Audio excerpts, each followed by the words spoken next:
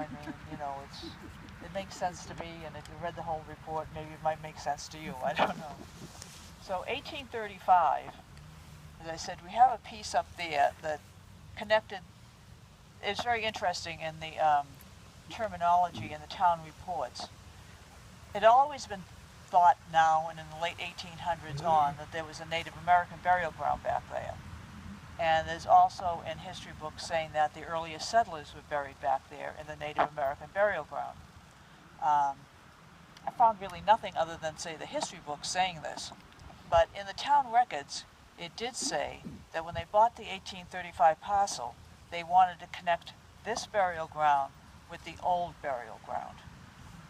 So there you start thinking that there probably were the earliest settlers may have been buried back there prior to this, probably local giving off this piece of land to the town, because there were people settled here before then. So that parcel was given off, like I say, it came up off of there, the part of it did, from the person who they bought it from, Noyes, his name was. Came up this way, and it went up right to his parcel, and it connected this burial ground with the old burial ground. Now, after that, in 1857, which there was a plan in the courthouse on this parcel in 1857, which gave a lot of more detail to try to figure out where you're at with it. They got a little piece of property here, then they got this whole section, and right in here. Now, when they gave the description for this section, they also noted that this line here was the boundary line with the old burial ground also. So there was a burial ground up there, and the idea also with that way coming up here that we found from GPR, it's really heading right towards that. So it sort of makes sense that that was maybe the original way into the burying ground, and it was to the way back burial ground. And then basically the rest of the stuff is just a couple other additions to it in the 20th century. I don't know if anybody wants to question anything about this at the moment. I'm sure it's a lot to take in. Yeah. What is the path made of? The white path? We don't know. It's compacted dirt, basically, at this stage of the game. I mean, the trouble with GPR, ground truthing it is the thing to do to double check on what it is, your interpretation is on it. But you're not going to be doing that in a burying ground. I mean, you're not going to be digging up just trying to check something. But it's very compacted earth. It's down, it's 8 inches. It's 8 inches below ground. It goes to 8 inches below ground under the sod. Also in this area too, I mean, the ground penetrating radar went down deeper, and below some of these, like say this schematically shows that there are burials underneath that he found also. Now, when he tested for the 6 burials up in the back area, which are noted on a plan that they are Indian burial graves, he found 5 of them had burials and 1 of them didn't. And as I said, it's very hard to know exactly if they are Native American burials. Sometimes they're closer to the surface than, say, a colonial burial would be. But all these burials were at the same depth, and they were at the same depth as some of the ones down here. So it could be that they are, the earlier settlers. It's sort of, there are people there though, for the most part. Any other questions about the history right now? Sure. In the old burials that you see with the ground penetrating radar, what were they buried in? Wooden coffins, or wouldn't the things have deteriorated? What happens is after several hundred years, I mean, the burial component ends up being a mass, a thicker mass in the middle. The wood's probably decayed away, which is a lot of times in older burial grounds you have slumps going along the ground there from the wood decaying, and you see little, areas like that. But what can show up is, like, say, maybe nails or things like that might show up as a brighter image on it. I mean, the idea is probably there were coffins here, but you basically see the mass, or you might see a bump, in the stratigraphy going down. I mean, some of them I think are very hard to discern, but that's why you have an expert in on these things who really knows what he's doing, and he's been doing this for well over 20 years. with not only colonial burial grounds, colonial structures, but also he's worked for the state police finding burials. Watch as you back up there. And don't trip on the stone. Well, that would end my torture. But yeah, so you're basically going to see, number one, if it's looking straight down, you'll see a mass. If you're looking at the profile of the ground, it shows as a change in the soil going down from where the grave shaft is. And so that's what you see on that. But it's hard to determine if there is, like a casket there or something. But you might, as I say, detect some sort of different shininess, not shininess, but different color or whatever, from maybe metal or something like that. How deep are the graves? The graves in the back there were about 5 feet, and some of the ones he found around here were about 5 feet down. Supposedly, when they were at the end of the 17th century, as you were heading into the 19th century, there was a problem all over with burial grounds because they were all getting too packed up with people. Some places are burying people 6 deep on top of each other. Others are doing it more. It happened in Boston. It happened really everywhere. And at that time period, about 1835, is when, and people's ideas about death were changing. It wasn't that you don't want to visit anybody or anything. You want to commemorate life rather than death. And so that's when the rural cemetery movement came about. And Mount Auburn Cemetery, I know if many of you know about it, is the first cemetery in the rural cemetery movement. And at 1831-34 is when it started. And what it did, you had pathways going in so you could go in and visit people. You had stones that were, like say the monuments back there. It was a whole different concept. You had a lot of greenery in there. A lot of trees were in there. It was sort of bring the rural, into the city, basically what it was. A whole different concept. And right after that started, it became very popular. A lot of the burial grounds started either being constructed like that, because it was a popular movement well into the late 1800s, or some of the older colonial burial grounds started to rearrange the interior of their burial ground to sort of look like a rural cemetery. And what happened here, the 1857, when they bought that lot, in the 1840s and 1850s, they started developing these back areas. If you take a walk back there later, you can see the pathways there. You can see the stones are a lot, decorative and things like that. So that's when it started changing here, but they didn't really change the old cemetery. They kept it pretty much the way it was. So that's sort of what happened with the movement. And the movement changes through time to, like in the 1900s, they had the City Beautiful going on, so they had the lawn park movement happening. And you can see in the back there, the way it's set up on the back towards the right, you have an idea of what that looks like. I talk about that in the report, and it's really just a lot of information. The one thing that has always been an issue with burying grounds, the colonial ones, and I've done a lot of research, a lot of land use histories on a lot of burying grounds. And it's true that at the beginning, with the early colonial ones, as I said here, there was no maintenance. The idea wasn't to maintain the grounds at all. But as time went on and they started wanting to beautify the grounds, there was a big pop in people being concerned about the burying ground looking better and fixing up the ones that were already there, adding to them. And a lot of times to do that, it wasn't particularly the town that did it, but there's a lot of ladies groups that got involved with raising funds to sort of fix up the burying grounds and to make them look good. And then they looked good for a while through the, say, 1850s, 1860s. Towards the end of the 1800s, everything started falling apart because you lost that group of women or whoever that were in the private sector who was interested in taking care of the burying grounds. Now, always towns have had issues with this, just for the fact of the money. I mean, it was never originally in a town budget, and when it did come into a town budget, and it's here and other places, it wasn't a major. They didn't get a huge lot of money for it because it really wasn't thought of too much, and burial grounds went downhill. I mean, a lot of them, the end of the 1800s, and this one was saying in the history book how it was in bad shape. And then at the beginning of the 1900s now, right into the first quarter, I guess, a cemetery commission was formed in the town. And that same thing's happened it seems to like it's very typical of other towns.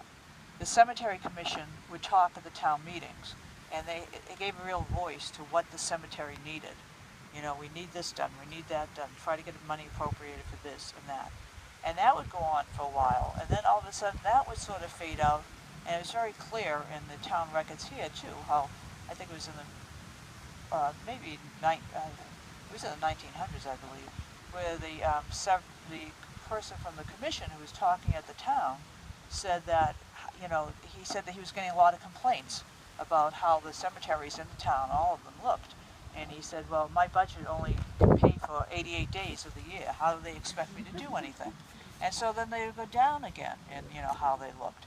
And then all of a sudden maybe you might get a group together, especially like towards the end of the, I'd say probably mid-20th century or before then. You had friends groups that got together. And they would do they'd get involved with the Friends of whatever cemetery, you know, like say Friends of the North Cemetery here. They would get together. And they would have like a public-private effort into keeping the burial ground in good shape. And that always works better.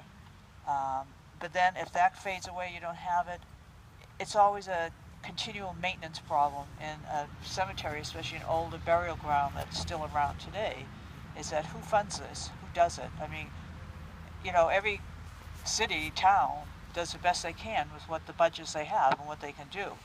But older burial grounds, really, they're a different case in the sense that they need different care than like a modern day cemetery does. Because the stones are more fragile, they have, you know, to be taken care of properly. So it's always been like a up and down situation with maintenance and burial grounds. And which is another reason why a situation like this, like when we do the conditions assessment, it was to be just, it is what it is. You explain, you know, you tell what you can do. Maybe you give ideas of how you can improve on it. But obviously these ideas cost money, and the hope is you start with knowing what's wrong or how you can do it better, not particularly what's wrong, but how you can improve on your maintenance. But it can only be done baby steps. You know, hopefully you can start and at least know what is the right procedures and start doing it that way. And you know, it's a tough situation in every town and every place. So basically that's what the whole plan was supposed to do. Give you an idea of the history, how it developed, and answer certain questions, which we did, I think. I think the interpretation is pretty good. Give an idea of how the, you know, conditions in the cemetery, the baseline, and what are your preferred strategies, so that, I mean, people aren't educated in taking care of older cemeteries. It's a different ballpark. So you can just start doing maybe little things to help out there. And like I say, Braintree, where I did this several years ago, they're implementing a lot of the history now into developing plans, interpretive plans, to get people interested in the cemetery. And hopefully the interest you gather you could create a public, you know, private situation here, where possibly if you could start a Friends of the North Cemetery. I'm not really too sure how you do that, exactly what's involved with it, but they do a lot of work. I know I was just recently hired to do some work in Hingham Cemetery, and it was the Friends of the Hingham Cemetery that hired me and paid for a field project that had to be done in the cemetery. So obviously they're raising money somehow. I'm not sure exactly what they're doing. But and Mount Auburn has the Friends of Mount Auburn, and it's the more interest you can get going in a community towards the cemetery. And I think the more people know about the cemetery, the history of the cemetery, the problems with the cemetery, a lot of people just don't realize that there are issues. When I gave a talk in Dedham after a program I did in the village cemetery there, I mean, people were really psyched. They had no clue that the town really had to have volunteers actually come in and do the work in the cemetery there, because they didn't have the funds for it. But they really showed an interest, and they wanted to join up something to, you know, further help the cemetery to continue, but in a good fashion. But so that's sort of like the long and the short of the preservation management plan too, is to give you good strategies for taking care of the cemetery, giving you an idea like now with the stone assessment, if you want a lot of the stones, especially the marbles, they tilt, they break off and whatever, how much it will cost to just do that section, and what are priorities in the stones that have to be done too. It's, first priority, they should be done immediately. Second, maybe within a couple of years it'll be all right to put it off, ideas like that. So it gives you a strategy for doing that also. And the ground penetrating radar gives you sort of a little map of what's going on below ground. And it's all up for, you do have to have the history for a lot of these things, especially for the ground penetrating radar too, because he could find this path, but unless you've done the research on it, you have no clue what to associate that with. And now I think it's kind of exciting because it could be the early path going to not only the oldest settlers' burial area, but it could have been a Native American path going back there if it was indeed a Native American burial ground back there. I mean, I found that really like nothing in any primary records mentioning that as a Native American burial ground.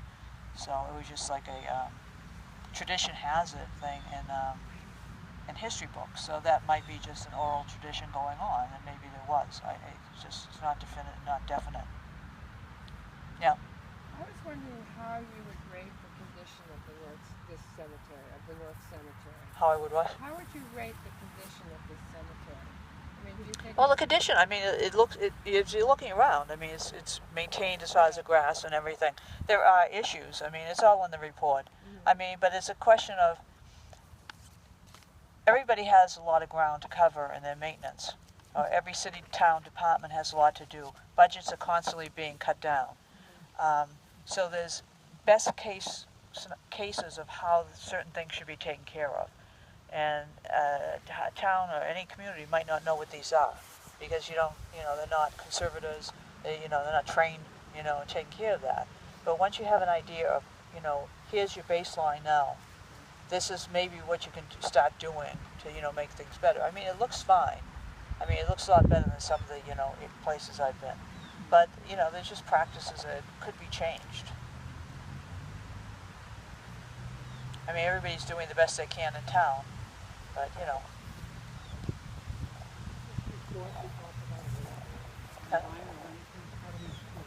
How do you? How can we access this report? Well, Tanya can answer that. What was the question? How can he access the report? The Historical Commission, we're going to discuss our report at our meeting this coming week. And once all of us have had a chance to talk about it and review it, then eventually we'll have probably a copy in the library, a copy in the Historical Society, and perhaps some of it will be online on our webpage. But it will be made available because it was done with public funds. Oh, how many pages? Several That's about, hundred. well, it's There's two two volumes. volumes. One volume is basically the inventory sheets. It's almost 200 pages with the appendices on it. There they are, they're copies. Yeah. The situation is, I think, is a good thing too. The history is broken down into different time periods. And I think it'd be a good idea at some point, if you could do it, is start getting like parts of it out so you can read and understand the first section, because it's a lot to go through all at once. I mean, it took me a long time just to get everything, get my thoughts together about it. But to sort of get it out, either in a newspaper, online maybe, on your website or something, and just start getting this information out to the people. I mean, I hate to talk in public. But I said at the beginning, so I had to follow through with it, that I would give a talk at the end here, because I really believe that people should know what has come out of a report like this that they're paying for. I mean, with partly the community preservation money, I think they should have an idea of, what this report is, sort of what the idea was behind it. Some of the results of it is really, it'd take forever to go through it in any detail. But just to give you an idea of what it's about and what your money paid for on this. Because I think too many times, a lot of these projects go through. You sort of hear about them, you might not hear about them. A lot of times you get these reports, they go on a shelf, you have to have a community that's really committed, and definitely Wayland is. I mean, quite honestly, I don't think I would do a report if I thought the plan, if I thought that it was just going to be tossed on a shelf and nobody was going to look at it. It'd be nice to get them, get paid for something like that, but I really want it to be used and to, really make a difference in the community, make a difference for the resource here. Because the thing that is very different here than most cemeteries is that you're expanding. You're still going to be going on. It isn't like this is it, end of story. So you really want to keep your, sort of bring it into the history, keep your history going over there. And so it's like when that's finally done, like say maybe 50, 100 years from now, the story of that could be added to the story of this and the continuing saga here of changes in thoughts of death, changes in how burial cemetery landscapes, why they look like they do. You can get a much better idea of that. And I think I've done a fairly decent job of that in the report. I don't know. I think you have. Yes, right behind you first. Is there likely to be enough left of the original organic remains to make an analysis of the DNA possible? No, you'd have to go underground to do that. You can't do that. I mean, that's Laws about that. yeah. And dig up bodies. Yeah, you can't do that. Lisa. Could you discuss some of the, you were discussing earlier some of the trends in burial ground. Could you discuss which elements of our burial ground reflect those trends?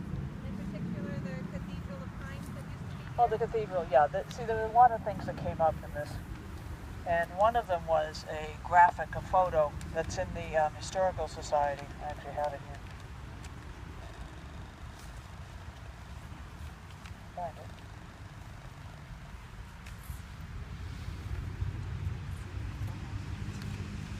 While she's looking at that, we had talked about asking people, anyone who has old family papers, who might have photographs of the cemetery or any of the landscaping that has been forgotten, that if someone can bring it to the Historical Society or the Historical Commission, so we could possibly get more information. Barbara had suggested that might be done.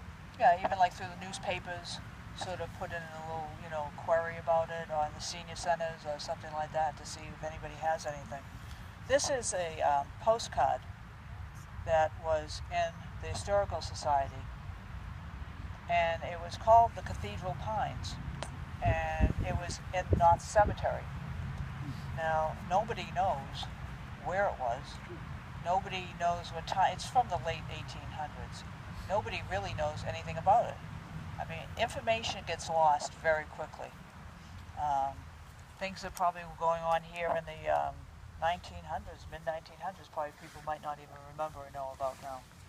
So the question is, where's the Cathedral Pines? Well, your answer is as good as mine. I came up with... Was this one of them?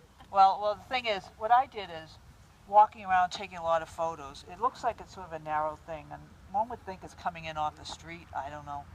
But if you look over here, that pathway down to that gate down there is pretty clear. There's actually no burials there, too, because we checked out the ground-penetrating radar just to see it. And so I was looking at that, and I was like, well, I don't know, maybe that. And all of a sudden I looked up, I said, look at that tree. I mean, I wonder if that was one of the pines. Most of them came down during the hurricane of 1938. A lot of this place was loaded with trees, and I have photos in the report about how the place looked after the hurricane. It took years to get this place straightened out, to get the tree trunks out, to get stones. A lot of stones. I don't think a lot of stones were knocked down. It was more or less the trees, and a lot. And it said in the one of the reports that the pines went down. A lot of them. So that's when they ended up going. So they were here before the hurricane, which would be, early 1900s. I mean, 1920, 30, but nobody knows anything about them. So it's hopefully someone somewhere might have something in the attic, might have something from, family photos or something to show, get a better idea. So my guess at the moment is here, just because of that, and the other tree there behind it. But, I mean, it's anybody's guess. So there's a lot of features in this, that we found in the, you know, it's very hard to relate them to a time period. This is a detail. Are you sure that was 38 or was it the 36? 38. 38. I remember. 38 went west of us. No, the 38 1938. did a job here. You sure did. Well, not a flooding job. The main No, flooding but- was in but 36. trees. No, this is wind. This is trees coming down. There are all kinds of trees uprooted here. I mean, you can tell from the photos We even that the made a place was really sawmill. covered with trees. But it was 1938. It was all okay. I know because my folks had trees. from the I wasn't around then. I don't.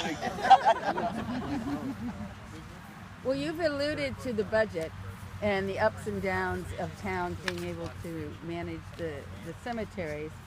You've alluded to, and you perhaps are going to talk about it in a few minutes, the repair of stones that need to be done. And so I have kind of a two-part question.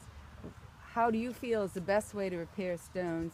And what do you think the cost of repairing these stones The are gonna cost, be? the inventory sheets that Dr. Trinkley did have the cost for each stone of what And happened. how And this did- is his synopsis at the end Right. of, it's just how many stones he did, how many of priority and whatever. And he tells you in the on the inventory sheet, which is the second volume, exactly what has to be done to each stone. He has them, you know, in their thing. Well, do they encase them in cement like some cemeteries do? Do No. they? I mean, I don't do that. Uh-huh. I mean, a lot of them are just getting them. A lot of the stones, you know, they're ready to fall off the Yes. base. It's repinning them and putting them on the base. I mean, there's a lot of different types of repairs that can be done, and that's all in the report in the second volume on an inventory sheet with the cost involved, what has to be done, and the cost involved on it. I thought maybe if we understood as a group what kind of dollar value we have to pull together to try and get, it would be helpful to know. On the pie chart Yeah. on this, it tells you like priority one stones, how many Oh, have I to see, be done, and it and has the the cost, cost. the total cost. So he has them all, you know, put down into priorities and how much that cost is for that priority. And each stone has a cost on it. It's his cost to repair it. Yes. I mean, you get other companies in, or you put it out for bid or something. Other costs might be higher, lower. Who knows? I mean, And but as that we work on each priority, the other priorities start moving up to being the first priority because the longer we wait to repair them. that's true. That's true. Yeah, because it's just like I think second priority is a couple of years to do them. And this is just on that section, the stony section. It isn't on anything else. Now, there had been work done on these stones back here. I forget what year it was. It's about 12 years ago.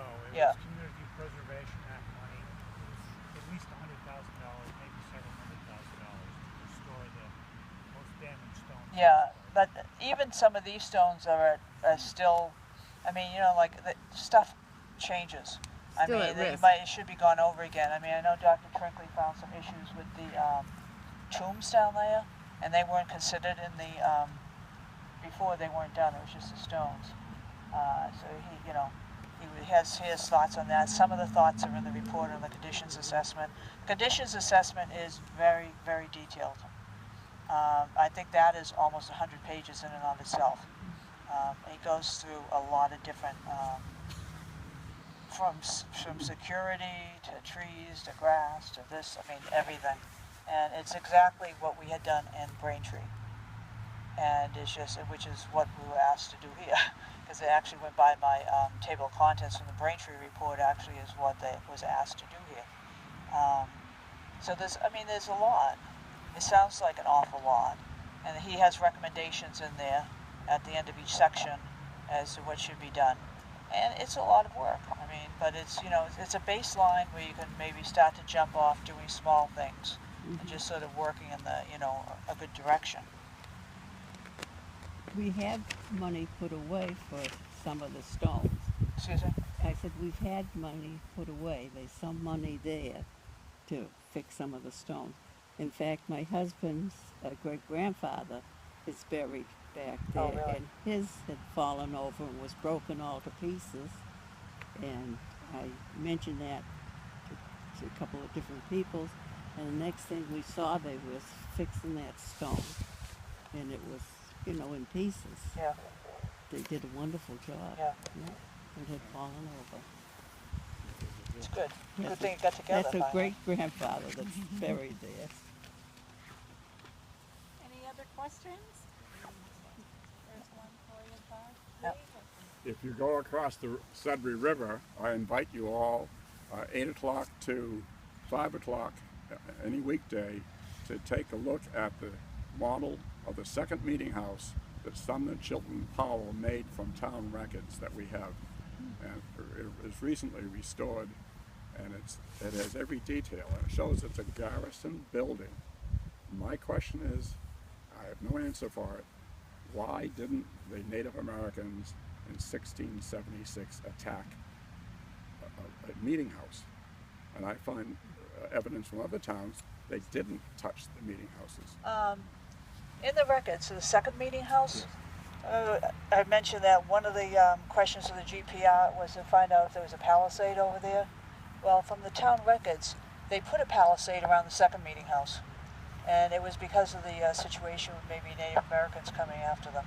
So they had a gate around it, they had a palisade around it, they had a tower, watchtower attached to it. So they were concerned about it, and I don't know if they were attacked or not. I mean, the records didn't say that.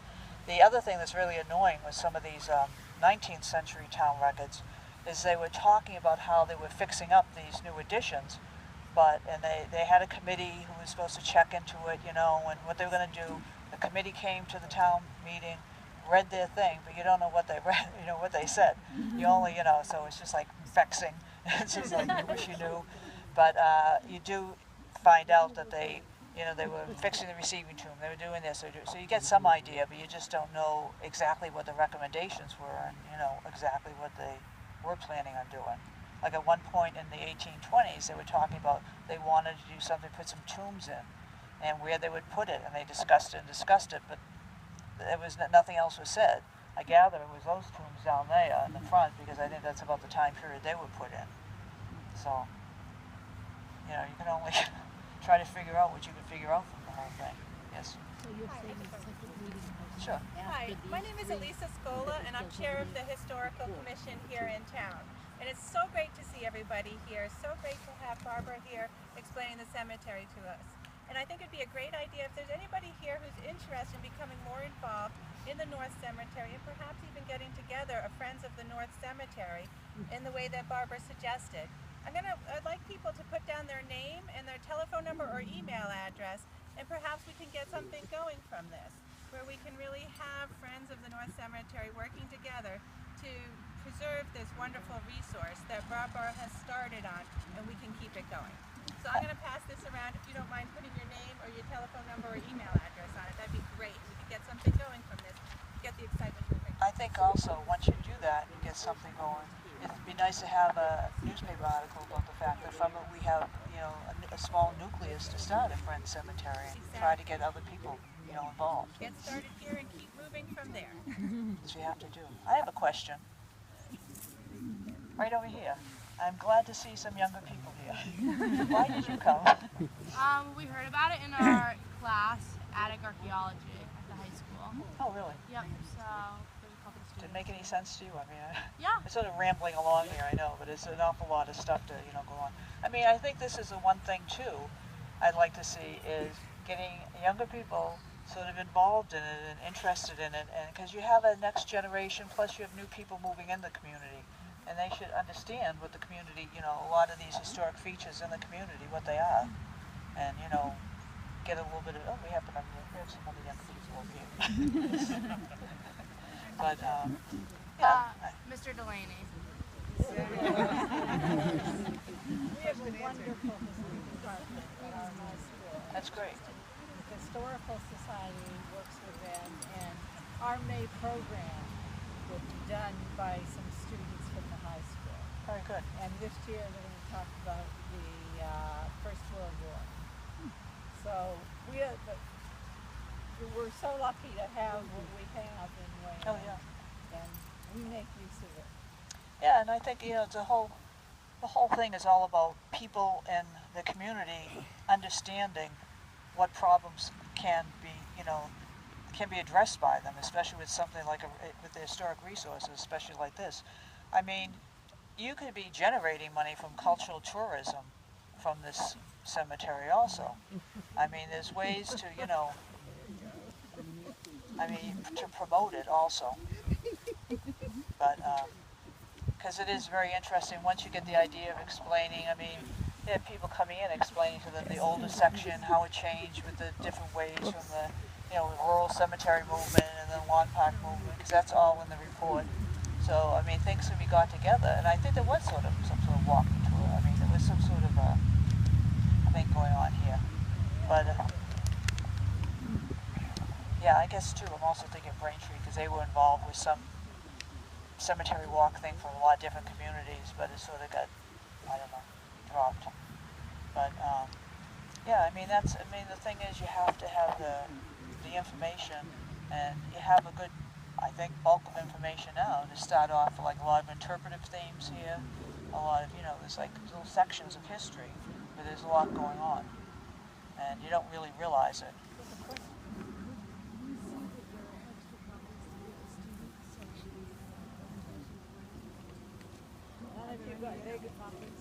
We only had 25. No, I made 25 of these. I printed them out myself, so just to bring.